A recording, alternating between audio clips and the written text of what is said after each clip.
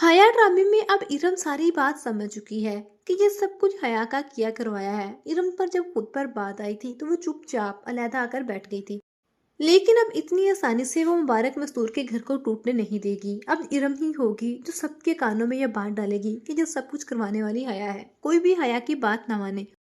पहले तो सबको इरम की बातें बुरी ही लगेंगी। सबको यही लगेगा कि इरम हमारे घर में फसाद डालना चाहती है। इरम को बहुत सारी मुश्किलात का सामना करना पड़ेगा, लेकिन फिर हो सकता है कि इरम का मामू ही हो जो इस बात को समझे और इस बात पर गौर करे और फिर मुबारक मस्तूर को समझाने की कोशिश करे। और मुबारक मस्तूर इरम की बात माने या ना माने, लेकिन इरम के मामू की बात तो वो जरूर मानेगी।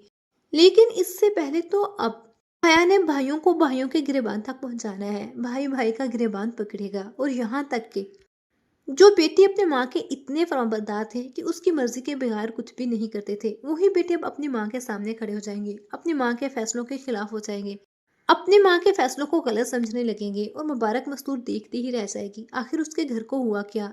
इस ऐसा घर जो जन्नत था अब वो दोजख बन चुका है। हर कोई एक दूसरे को खाने को आता है, कोई भी किसी की बात नहीं मानता। यहाँ तक कि साइमा और इफ़त एक दूसरे के साथ बहनों की तरह रहती थी, वो भी एक दूसरे की दुश्मन बन चुकी हैं।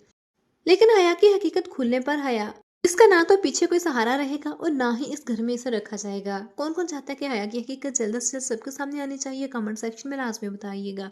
और मजीद ड्रामाज अपडेट के लिए चैनल को लाजमी सब्सक्राइब कर लीजिएगा।